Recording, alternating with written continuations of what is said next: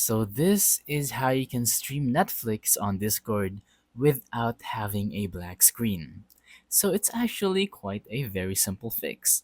Now this usually happens is because Netflix doesn't want you streaming their movies and shows to other people who probably or maybe have not yet subscribed. And it's actually, not allowed to stream these if you don't want them to, have a black screen.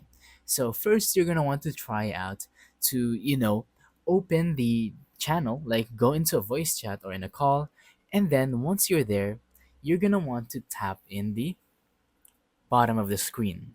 There should be like a section, and if you scroll down, or it should be at the top, you should tap on share your screen.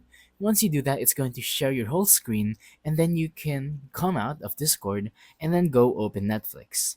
Now, if it still doesn't work and you still see the black screen, what I recommend you doing is using Google Call or Google Meet, because there it doesn't show the screen at all. Like, it doesn't show the black screen, but instead it actually streams the movie or show that you wanted to stream.